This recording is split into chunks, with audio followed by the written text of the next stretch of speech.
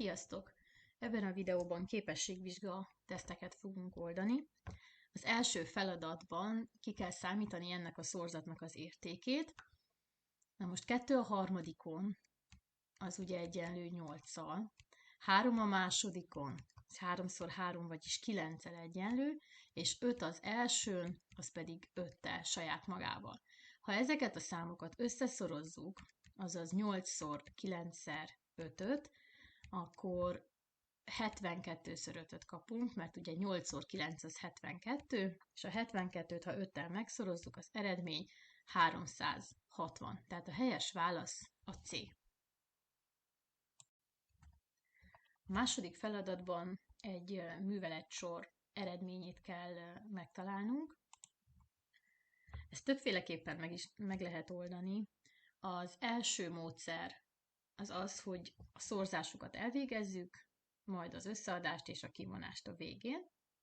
De ha figyelmesek vagyunk, észrevehetjük, hogy az első két tagban a 37 közös tényező. Tehát kiemelném a 37-et közös tényezőként, így a zárójelben 69 plusz 38 marad, és a harmadik tagot leírom változatlanul. Majd ha a zárójelben levő műveletet, az összeadást elvégezzük, akkor eredményül 107-et fogunk kapni. Így ebben a két tagban a 107 közös tényező lett, kiemeljük a 107-et, és a zárójelben 37 mínusz 36 marad, aminek az eredménye 1, tehát a végeredményünk 107 lesz. Helyes válasz a B. A harmadik feladatban két halmaz metszetét kell kiszámítanunk. Ehhez először látnunk kell, hogy milyen elemeket tartalmaz a két halmaz külön-külön.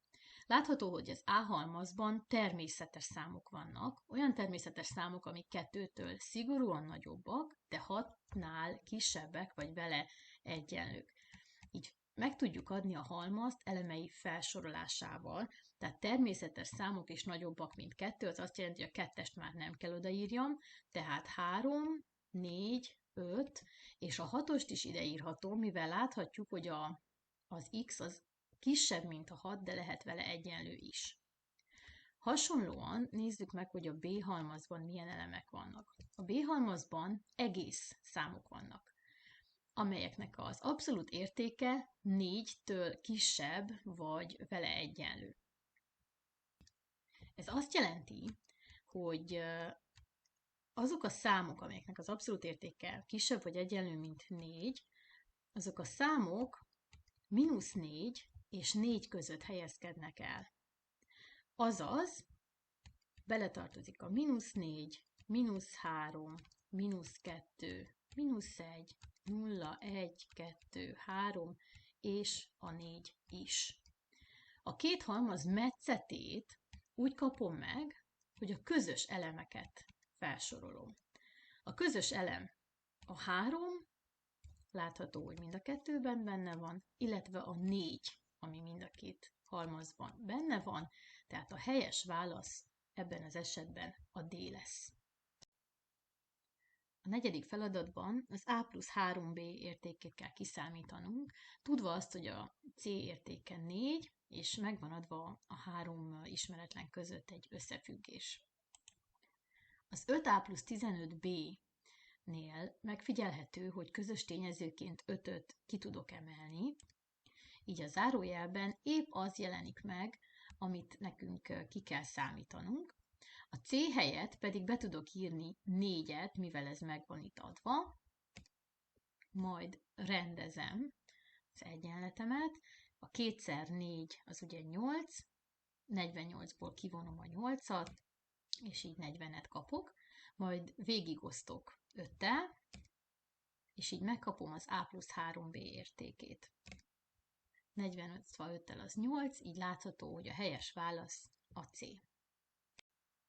Az 5. feladatban 3 szám számtani középarányosát kell kiszámítanunk, ehhez felírjuk a képletet, vagyis össze kell adnunk a számokat, és elosztanunk 3. Behelyettesítünk, majd a tényezőket kiemeljük a gyökjel elé, ahol lehet, így a mínusz gyök 8-ból mínusz 2 gyök 2 lett, a gyök 45-ből, ami ugye gyök alatt 9x5, 3 gyök 5 lett, és az utolsó szám, a 2 gyök 2 változatlanul marad. Majd ezt követően felfigyelhetünk arra, hogy a 2 gyök 2 és a mínusz 2 gyök 2 kiesik, tehát 3 gyök 5 törve 3-mal az eredmény, amit még egyszerűsíthetünk 3-mal, és így végül gyök 5-öt kapunk. Tehát látható, hogy Dániel kapott helyes eredményt, ez azt jelenti, hogy a helyes válaszunk a D. Hatodik feladatunk következik, ahol is egy diagramot láthatunk, ami egy osztály műanyag és papír gyűjtését ábrázolja kilogramban. Láthatjuk, hogy a papír sötétkékkel van, a műanyag pedig világoskékkel van ábrázolva, és a kijelentés a következő: az osztály harmadik héten gyűjtött a legtöbb újrahasznosítható hulladékot. Tehát ez azt állítja, hogy itt a harmadik héten látható a legtöbb újrahasznosítható hulladék gyűjtés. Hát lássuk, ehhez össze kell adnunk a 3,5 és a 2,5 kg-ot, ami azt jelenti, hogy összesen ez 6. A második héten 2,5 plusz 4, tehát 6,5 kg hulladékot gyűjtöttek, ez már több. A harmadik héten 3,5 és 3,5, vagyis összesen 7 kg-ot gyűjtöttek, a negyedik héten viszont 4,5 és 3, azaz összesen 7,5 kg-ot gyűjtöttek, tehát látható, hogy a negyedik héten gyűjtötték a legtöbb újrahasznosítható hulladékot, így ez a kijelentés, hogy a harmadik héten gyűjtötték a legtöbbet, ez hamis. Tehát a helyes válasz a B. Római 2-es feladatsorhoz érkeztünk. Látható 4 kollineáris pont, és tudjuk, hogy a C pont az A pontnak a B pont szerinti szimmetrikusa. Ez azt jelenti, hogy az AB és a BC szakaszok egymással kongruensek. Azt is láthatjuk, hogy a D pont az A pontnak a C szerinti szimmetrikusa. Ez azt jelenti, hogy az AC és a CD szakaszok is egymással kongruensek. Megvan adva, hogy az AB szakasz hossza 2,5 cm. Innen láthatjuk, hogy mivel ez kongruens a BC szakasszal, a BC szakasz hossza is 2,5 cm, tehát az AC szakasz összesen, ennek a kettőnek az összege, tehát 5 cm. Mivel az AC és a CD szakaszok egymással kongruensek, a CD szakasz hossza is 5 cm lesz. A mi feladatunk, hogy a BD szakaszt számítsuk ki, a BD szakaszt pedig úgy fogjuk megkapni, hogy a BC és a CD szakaszokat összeadjuk. A BC szakaszt tudjuk, hogy 2,5 cm, a CD szakasz hossza 5 cm, tehát ez összesen 7,5 cm-rel egyenlő. A helyes válasz pedig a C. A második feladatban egy ABCD konvex négyszöget láthatunk. A négyszögben a B-szög mértéke az A-szög mértékének kétszerese, tehát jelöljük mondjuk az A-szöget egy x-el, ha B ennek a kétszerese, akkor ennek a mértéke 2x. A B-szög kongruens a C-szöggel, tehát a C-szög mértéke is 2x-el egyenlő, és a C-szög mértéke a D-szög mértékének a fele, tehát ez azt jelenti, hogy a D a C-nek a duplája, azaz 4x.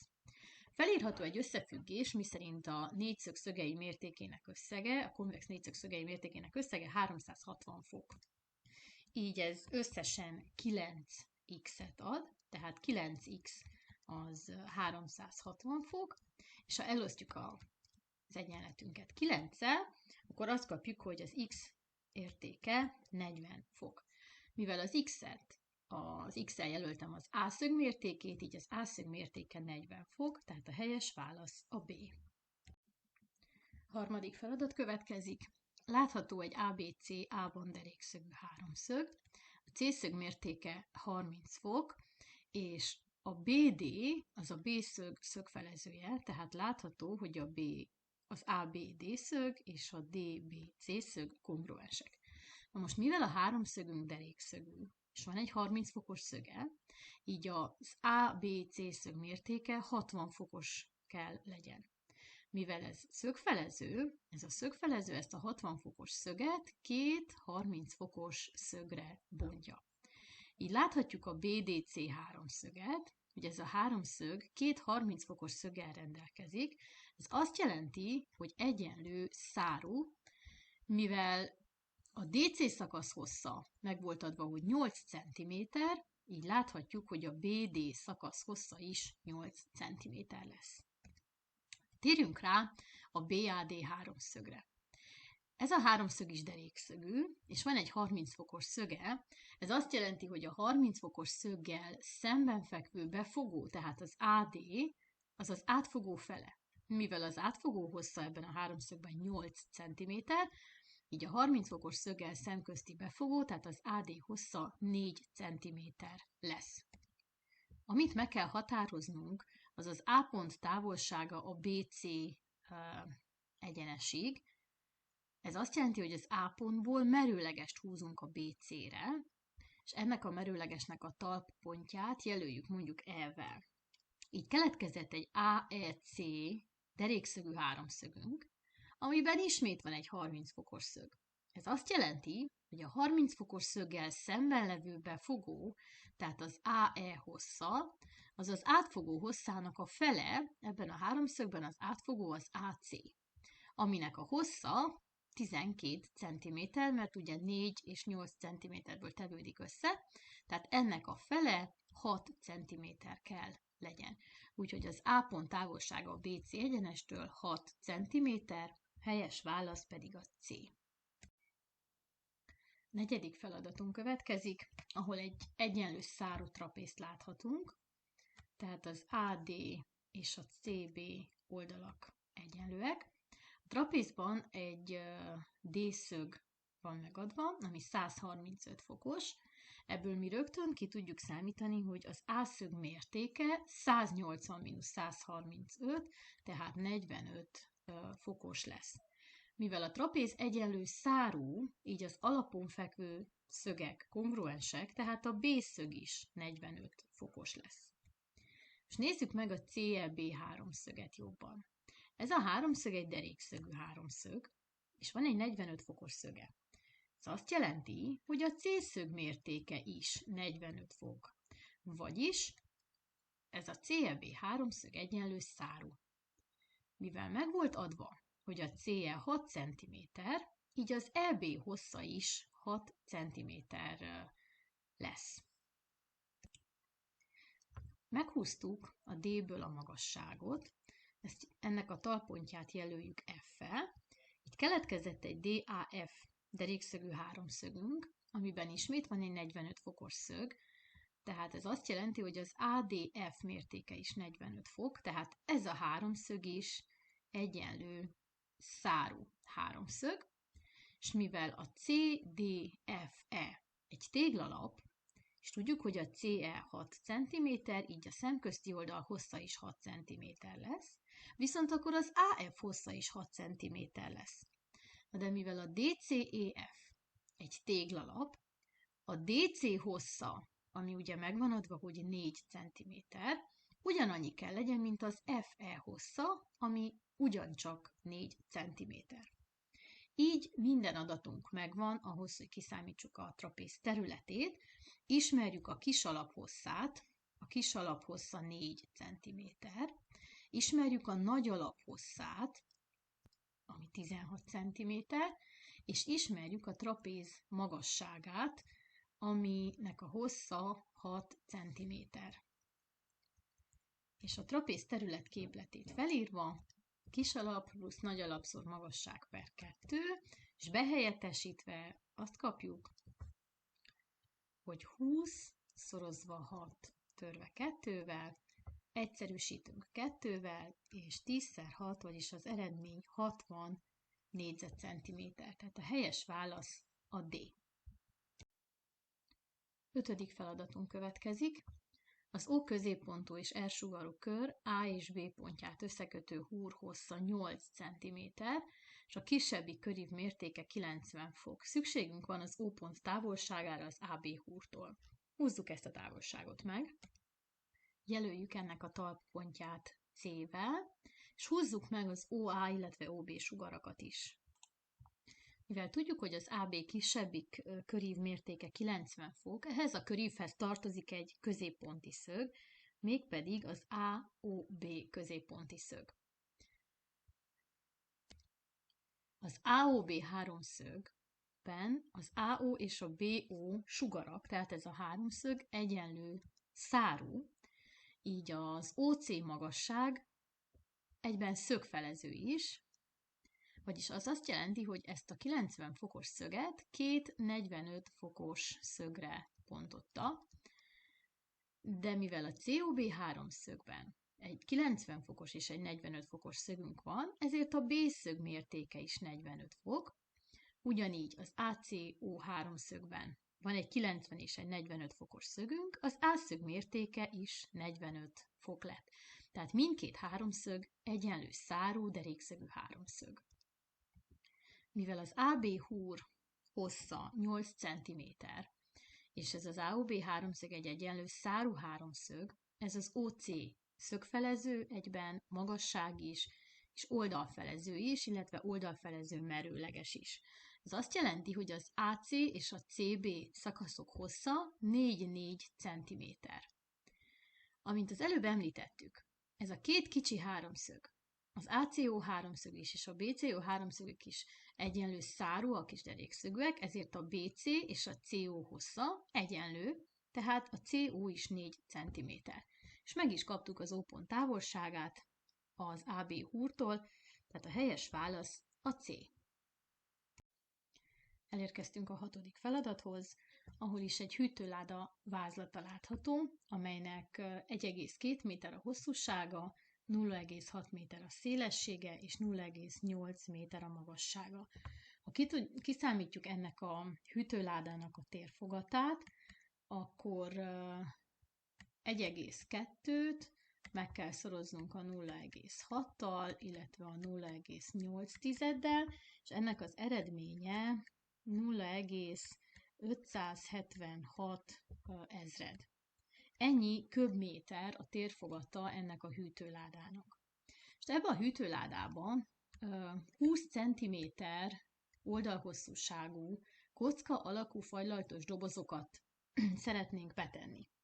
És a 20 cm-t átalakítjuk méterré, azért, hogy ugyanaz legyen a mértékegység mindkét helyen. Az azt jelenti, hogy 0,2 méter, és így ki tudjuk számítani ennek a kicsi kockának a térfogatát, amit beteszünk a hűtőládába. Ez azt jelenti, hogy a 0,2-t felemeljük a harmadik hatványra, az eredmény pedig 0,8 ezred lesz, tehát ennyi köbméter a térfogata egy kicsi kockának.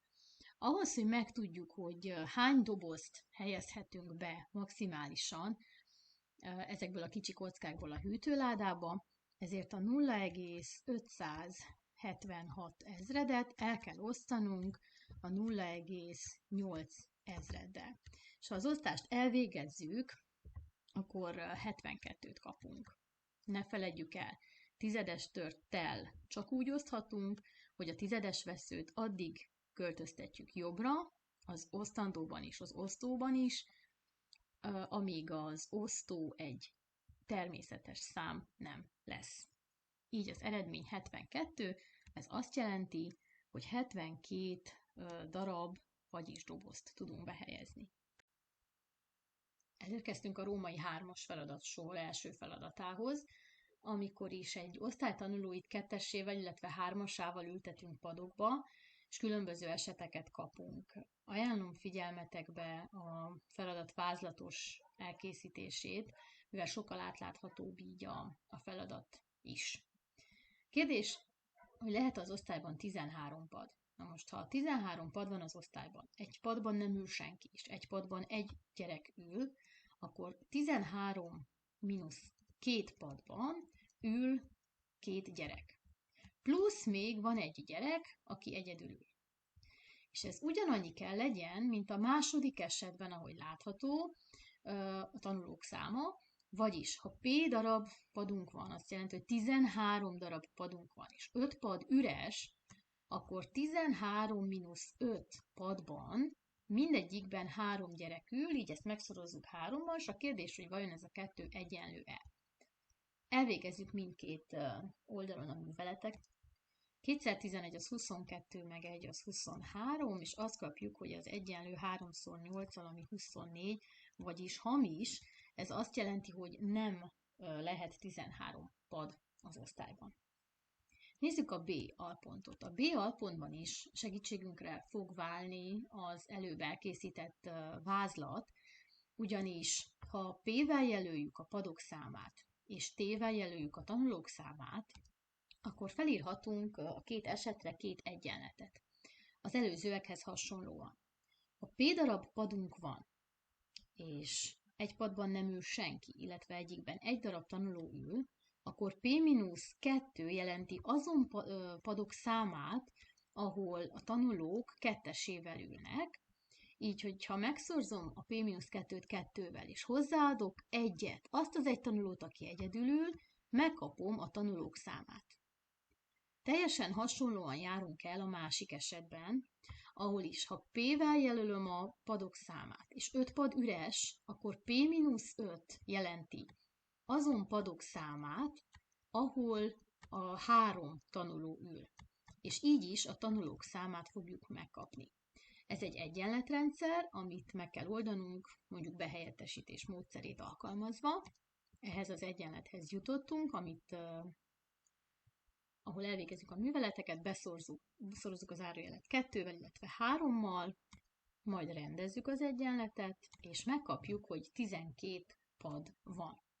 A feladat azt kérte, hogy a tanulók számát határozzuk meg, úgyhogy ezt visszahelyettesítjük az egyik egyenletbe, a második egyenletbe fogom visszahelyettesíteni, és így azt kapjuk, hogy 3-szor 12 mínusz 5, azaz 7, a tanulók számát adja, vagyis a tanulók száma 21 lesz. A második feladatban egy EX kifejezést láthatunk. Igazolni kell róla, hogy ez x-4 négyzetével egyenlő. Na most az első módszer, ahogy dolgozhatunk, hogy elvégezzük a négyzetre emeléseket, mindkét zárójelet négyzetre emeljük, illetve itt beszorozzuk a zárójeleket, majd összevonjuk a tagokat, és meg kell kapjuk, hogy az x-4-nek a négyzete. Viszont felhívnám a figyelmeteket itt valamire. Itt egy zárójel négyzetét látom, tehát egy A négyzetet. Itt egy másik zárójel négyzetét látom, tekintsük ezt B négyzetnek. És itt középen megjelenik a kétszeres szorzat. Ez azt jelenti, hogy egy rövidített számítási képletet látok, ami ugye A négyzet mínusz 2AB plusz B négyzet, és ez röviden A mínusz B az egész a másodikon. Ahol az A 2x mínusz 1, mínusz a B az az x plusz 3, és az egészet fel kell emeljem a négyzetre. 2x mínusz 1, és x plusz 3 zárójelben van előtte egy mínusz, ez azt jelenti, hogy mindennek megcserélem az előjelét, tehát mínusz x és mínusz 3-at fogok kapni. Összevonom a megfelelő tagokat, az egynevű tagokat, 2x mínusz x az x lesz, mínusz 1, mínusz 3 pedig mínusz 4, és természetesen ez az egész a négyzeten van, az A pont pedig igazolva lett. Nézzük a B pontot. Itt igazolni kell, illetve meg kell határoznunk ennek a szorzatnak az értékét.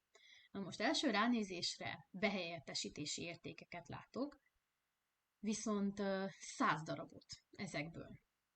Ezt véges időn belül elég nehéz megoldani, főleg egy vizsgán nem, úgyhogy gondolkozzunk valami alternatív megoldáson. Nézzük meg az A pontban, mit kínáltak nekünk, úgymond tálcán. Az A pontban igazoltuk, hogy a kifejezés x-4 négyzetével egyforma. Ha nagyon jól megfigyeljük ezt a kifejezést, akkor észrevehetjük, hogyha pont 4-et helyettesítek be, akkor 4 mínusz 4-nek a négyzetét kapom, ami 0 négyzeten, vagyis 0. Ez azt jelenti, hogy ez a szorzat 0 lesz, mivel az egyik tényezője 0. Tehát itt látható, hogy az E a 4-ben értéke 0, és emiatt válik az egész szorzat nullává. 3-as feladatunkban 2 függvényt láthatunk, igazolni kell, hogy a 2 függvény grafikus képének meccéspontja az M1-1 koordinátájú pont. Ha a 2 függvény meccéspontja grafikus képének a meccéspontja ez a pont, ez azt jelenti, hogy mindkét függvény grafikus képén rajta van. Vagyis ez pedig azt jelenti, hogy f az 1-ben is -1, és g az 1-ben is -1-jel egyenlő. Lássuk! Számítsuk ki, mennyivel egyenlő f az 1-ben. Behelyettesítünk, és azt kapjuk, hogy 1 - 2, ami -1-et eredményez. Most számítsuk ki, mennyi g az 1-ben, behelyettesítjük ide, így azt kapjuk, hogy -2 × 1 plusz 1, ami -2 meg 1, vagyis -1. Mivel ez a két érték egyforma, ezért igazoltuk, hogy a 2 függvény grafikus képének a meccéspontja tényleg az M pont. Lássuk a B pontot. Ki kell számítani a 2 függvény grafikus képe és az ordináta tengely által alkotott háromszög területét. Ehhez először is készítsük el az ábrát, mégpedig úgy, hogy mindkét függvény grafikus képéről veszünk 2 pontot, azt összekötjük, így kapunk mindkét esetben egy-egy egyenest. Látható az ábrán, hogy az M pont, melynek koordinátája 1 - 1, rajta van mindkét függvény grafikus képén, jelöljük A-val a G függvény OY-nal való meccéspontját, és jelöljük B-vel az F függvény OY-nal való meccéspontját. Zölddel jelöltem azt a háromszöget, aminek a területére szükségünk van. Ez a háromszög az ABM háromszög, és egy háromszög területe az ugye alapszor magasság törve 2-vel. Alapnak vesszük az AB-t, a magasság az az M pontból húzott magasság lesz, aminek az értéke 1. Tehát ez itt egy egység, azért, mert az M pontnak ismerjük a koordinátáit, hogy 1 - 1-jel egyenlő, tehát ez itt egy egység. Az AB pedig 1 + 2, tehát 3 összesen, ezért behelyettesítve azt kapjuk, hogy 3-szor 1 / 2, vagyis 3 ketted, és a 3 ketted az azt jelenti, hogy 1,5 egység a négyzeten. Ennyi lesz a háromszög területe. Elérkeztünk a 4. feladathoz. Látható egy ABCD derékszögű trapéz, amelyben AB hossza 12 cm, a BC és a CD az AB hosszának a fele, tehát mindkettő 6 cm. Ne felejtjétek ezt papírra vetni részletes. Illetve tudjuk még, hogy a B pontnak az AD szerinti szimmetrikusa az E pont. Ez azt jelenti, hogy ha BD az merőleges az AD-re, tehát itt látható, hogy derékszögű háromszög, illetve a BD hossza és a DE hossza egyforma. Ezt se felejtsük el leírni. Az A alpontban azt kell igazolni, hogy a trapéz területe 54 négyzetcentiméter. Na most ehhez szükségünk van a kis alapra, a nagy alapra és a magasság hosszára. Felírtuk a képletet, most behelyettesítünk, a kis alap hossza 6, a nagy alap 12, a magasság ismét 6, és ezt elosztjuk 2-vel, azt kapjuk, hogy 18 × 6 / 2, ami 108 törve 2-vel, és annak az eredménye pedig 54 négyzetcentiméter. Lássuk a B pontot. A B pontban ki kell számítani az ABE háromszög kerületét. Tekintsük ehhez először is a DCB háromszöget. A DCB háromszögben Pitagorász tételével ki tudjuk számítani, hogy a DB hossza oldalgyök 2, tehát 6 gyök 2 cm. Természetesen ezt részletesen le kell vezetni, mivel a római 3-as feladatsornál vagyunk. És most térjünk rá az ABC háromszögre. Az ABC háromszögben ki tudjuk számítani az AC hosszát, ugyancsak Pitagorász tételének segítségével. Így kapjuk, hogy az AC négyzete 180, és ha gyököt vonunk a 180-ból, azt kapjuk, hogy az AC hossza 6 gyök 5 cm.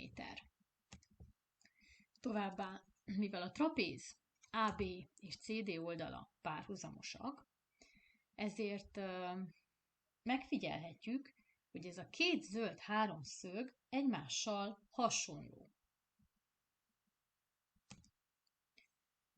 Írjuk is fel a hasonlósági arányokat, tehát a megfelelő oldalak arányát. Kiválasztva ezt az aránypárt, az utóbbi két arányból alkotott aránypárt, származtatunk. A nevezőhöz hozzáadjuk a számlálót, és így azt kapjuk, hogy OB törve OB plusz OD, az tulajdonképpen a BD hossza,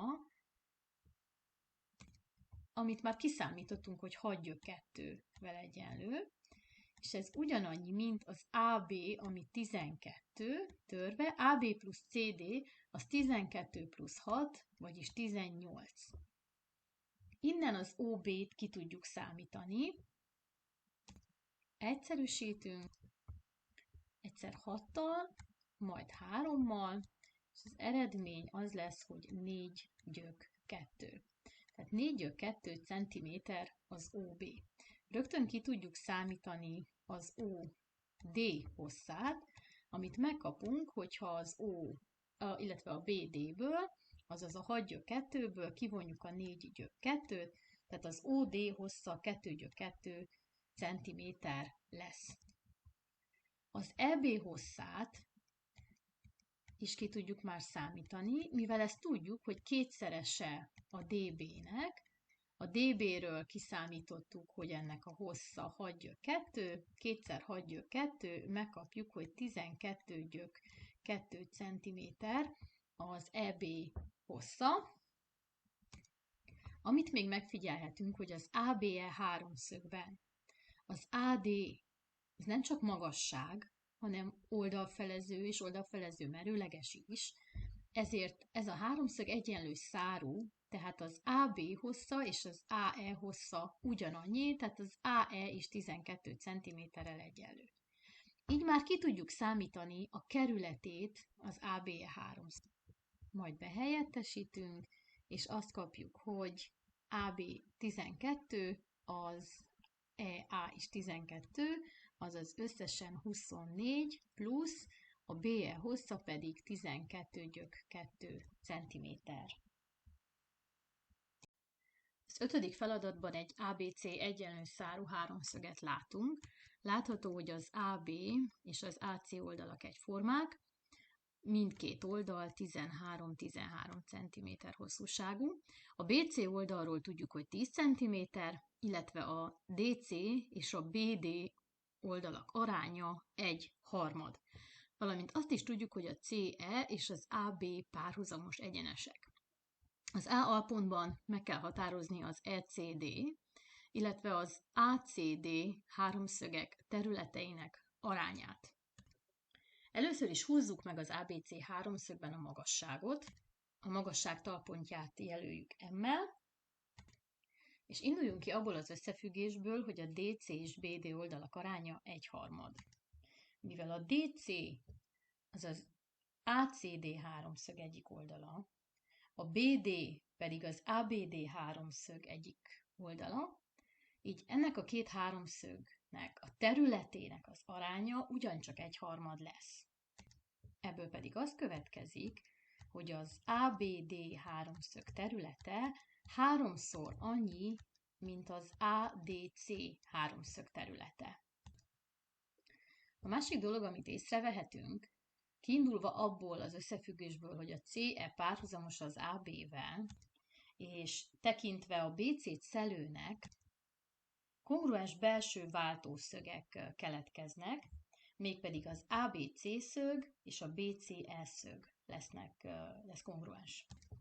Jelöljük is be az ábrán az ABC szöget és a BCE szöget, ugye ez a két szög kongruens, írjuk is oda, hogy ezek belső váltószögek, valamint ehhez hozzájön még az a tény, hogy az AE és BC egyenesek metszetekor csúcsszögek keletkeznek, amik ugyancsak kongruensek. Tehát tudjuk, hogy az ADB szög kongruens az EDC szöggel,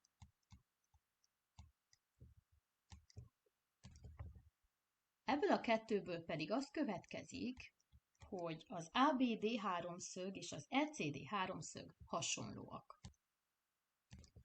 Ez a két háromszög hasonló, és ismerjük a megadottak alapján, hogy a DC és a BD oldalak aránya 1/3, ez ugye a hasonlósági aránnyal egyenlő, akkor tudhatjuk azt is, hogy az ECD és ABD háromszögek területeinek aránya 1/9, tehát a hasonlósági arány négyzete. Ebből az összefüggésből pedig láthatjuk, hogy az ABD háromszög területe 9-szer annyi, mint az ECD háromszög területe. Az itt látható két összefüggésből, a területek közti összefüggésekből pedig láthatjuk, hogy az ECD és ACD háromszögek területeinek aránya